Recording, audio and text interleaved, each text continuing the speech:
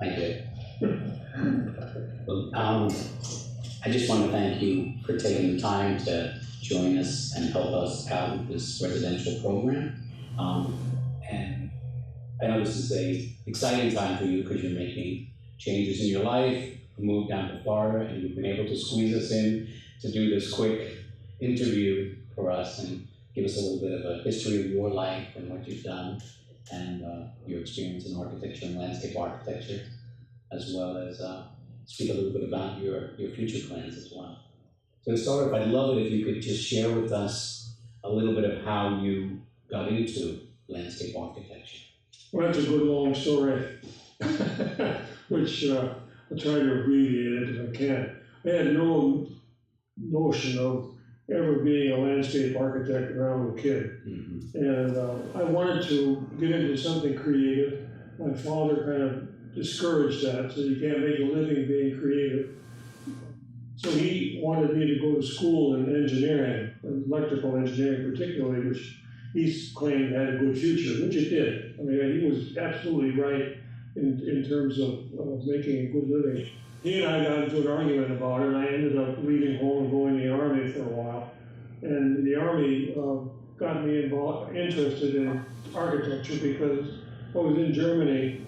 I was watching Germany being rebuilt, and they had a lot of wonderful old cathedrals and whatnot. They were putting back together stone on stone very carefully. And the craftsmanship encouraged me so much that I decided that's what I wanted to do. Now, when I got out of the Army 3 years later, I applied to several architectural schools, one Ames, Iowa, one Michigan, and one Illinois. Illinois turned me down because I didn't have a good artistic background, which my father had discouraged me all along. It must be a good school if you don't feel that I'm qualified. So here's what I want to do. What I'd like to come here. How do I do it? And he said, well, go back to Wisconsin, take some courses in art, and then reapply in a year's time, which is what I did. And I was accepted the next year, and I did very well in architectural school. The 5-year program that I managed to finish in 3 years. I mean, it wasn't until I was into my own practice about 10 years that I began to realize that there's something else that's missing from my life, and that's landscape. And I started taking courses at New York Botanical Gardens. I did that for 20 years roughly. Every year I would take 1 or 2 courses on different things. And then I started thinking, well, what am I going to do with all this knowledge that I have? And so I see on a program on the computer that you don't need to have a degree in art and landscape to take the exams. I said, that's interesting. So I contacted the state board, and they invited me to come up for an interview, which I did. And I brought my stuff along, what I had done. And they said, well, we think you're qualified. Now all you have to do is pass the exams, the 4-day exams. And so I got busy and started studying. I was 70 years old at the time. Oh my gosh. And that's fabulous. And but I felt like I was a kid again. You know, I just absolutely enjoyed the study, and I really worked hard at it. I took the exam and passed them all. So here I am, landscape architect, and it's really important to me because to me, landscape and architecture is one art anyway, and you can't separate the two. So I've had a lot of fun learning and playing and getting involved in landscape. Matter of fact, one of the things that I'm planning on doing and moving to Florida is to learn a whole new variety of plant materials, which is pretty interesting. And I'm at 83, I'll be ready for it. We had the pleasure of having lunch together prior to this time, and you told a great story about how you actually got into starting your own business. And I think some of our guests here today at the seminar might be interested to hear that there are so many different ways, maybe not exactly the same, but I think it's well, it's really quite accidental. in a way. I was working for some of the Harvard Five here in New Canaan, Elliott Noyes in particular, and I was renting a house at the time. It was kind of a shack of a house, it wasn't much, but it was a home. And the owner of that home approached me and said, "Dick, we'd like to have you design a house for us, but we'll trade you the house you're living in for your fees." And I said, "Wow, that's a deal. How can a young guy like me end up with a house by doing a little pencil work, you know?" So I happened to go to Elliott, who had forbidden us to do moonlighting, and I told him, I said, "Elliott, I have this opportunity to acquire a house, and so on and so forth." And he said, "Well, Dick, I can't allow you to do that because then everybody would want to do something like that." And I understood that. And he said, "I'll tell you what, you've been a good employee, so why don't you take a leave of absence from the firm, and I'll guarantee your job back when you finish the project." And that's a perfect situation. But now I was unemployed without any income and had a project to do. So that worried me a little bit, except that my wife was teaching school, and that kept us in food for a while. And then one thing led to another. One of the neighbors happened to be a graphic designer working for a firm, and he learned that I was an architect, and he asked me if I'd like to get involved in a project with him. So I did that, and one thing led to another, and a couple of additions to dog houses, dormers on dog houses, and things like that. Did you find over the years your work has always come from word of mouth from a previous project? Mostly word of mouth. I never looked for anything. I would hear about a school, for instance, that was looking for an architect, so I would apply for that. And if I was lucky enough, I'd get it. Most of the time I didn't. And but I didn't like that kind of work. That was to me boring. It wasn't creative enough. And so I wanted to do something more. Even before you ended up sitting for your landscape architectural degree, your license, did you find that you were integrating the landscape on your architectural projects all the time? Yeah, well, there's a few houses I managed to latch onto. I hired a landscape architect to, matter of fact, Peter Rowland was one of my, not employees, but it's cohorts. And I got along fabulously well with him, and he's still a friend. And a couple of others like that. And I started looking at it, and I said, I could do that too if I knew how to do it. Yeah. So that's why I started going to school and learning about that, the soils and all the rest of it that's necessary. And it's been a lot of fun. I love it.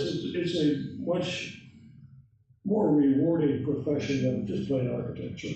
Oh, that's great to hear. You see things grow and take shape over time, and it's nice. We're actually sitting here in Dick's office. It's within his home here in downtown New Canaan, very close to the town, very convenient. I'm very envious. It's beautiful, and he's in the process of moving everything out with his transition. But I wanted to ask you, it's a lovely office, and hopefully we'll get a chance to take a couple of shots of it for you and include that in this video. But at your prime time here, how many employees did you work with in the office? Well, it varies. For a while, doing larger projects, commercial work, churches, and other work. I didn't hire employees because I couldn't do it myself anymore. And I had up to 8 employees at various times. And then when we hit a recession, I had to leave them all go. And that cycle drove me nuts. Yeah. The hiring and firing of people. Some of you had let go were really great people, and you hate to leave them go. And so I kind of decided to stay small and just turn away large projects where I have to hire a bunch of people. And I've enjoyed that. It was a small practice. And I usually had 1 or 2 here all the time until about 10 years ago, I decided I'm going to go it alone and became a sole practitioner. Was that pretty much the time that you also got more involved in your art and sculpture work? Did that pair up with that, or was the sculpture and artwork that's involved in your Well, you know, I guess it's about that time because I began to realize that the employees I was getting were great on what they were doing. They were either architects or landscapers, but they weren't really good artists. Mm-hmm. And I was getting more and more into art in the landscape. As a matter of fact, through the Silverline Guild of Artists, they wanted to put on a program called Art in the Landscape, and I said, well, you got to change it. It's Art in the Landscape and landscape as art. and I ran that program, and we toured a lot of houses around here of artists, landscape places and things like that. It was a lot of fun to do that, and so I decided to commit myself to that. Unfortunately, we do have some photos of it, but a lot of his great artwork has already been shipped on. How many trips have you gone down to Florida? Two trips, and explain how you ported it, transported it. What I did, I went down to Penske and got the biggest truck they had, which is a 26-foot box truck, and loaded up. I had a model shop, and I build all my own models, and I have a lot of tools in there for the mechanical background that I've always had, and I have a lathe milling machine and all kinds of other stuff, and that took a whole truckload to get that down. And then I came back, and then we loaded our library and took it away. I just came back from that, and I have another load of stuff going down in a week or so. So it's been fun. It's a glorious drive. I took the long way down to Florida, down through the Shenandoah Valley, and it was just a beautiful drive. And I've done it twice. I'm not going to get tired of doing it again. That's so nice. That's great. Well, you shared with me that you chose a place in Florida, Venice, Florida, that has the same town feel to you as New Canaan. Yeah, well, Sandra and I call it New Canaan South, and because it's the same kind of a town, a one main street with restaurants and shops on either side, and the only difference is that the downtown street is lined with palm trees, and here there's deciduous trees. Dick shared with me that it's lovely having his office and his living quarters upstairs, and it's a beautiful house. You may see some pictures of it later. So that we still take sometimes late at night when the design inspiration comes, you're back downstairs. Yeah, and if I want to take off some time during the day, I can. It's a great way of doing business. We're calling it life-work balance. I think it's in one of the programs. Yeah, exactly, right. Well, when you, as an architect or a landscape architect, you're not really working, because work is something you're doing when you'd rather be doing something else. That's true. And you did mention earlier today that you did have an assistant at one time that you thought might become a partner. You want to share a little on that? Well, I did have some of the employees were great guys. They were, and one of them I was going to make a partner in the firm because I felt so strongly about him. And he did such a good job for me that one year I took him to California as a kind of a bonus because he had never been out of the state before. And he fell in love with California and moved there on me. So I shot myself in the foot on that one. After all these years of working in this field, is there any advice you give to a younger person starting out right now? Well, just go out and have fun. I mean, it's a fun profession. It's great, of course, to have some work to do and make a living, but that comes naturally. I mean, eventually someone will hire you if you're out there. But I think that the get involved with the community and work on with organizations that are doing things like Clean Your Mile and the Parks Commission and all those kind of things will give you insights into what's going on, and you can probably find something there that would help. Well, I really appreciate you taking the time to share all of this with us And we wish you the best of luck, and I can't wait to come visit you in Florida, because I'm sure you'll be doing some great work down there. It's been a 50 years of fun. I have to say, I really enjoyed the time doing this. And I'm sure you touched many people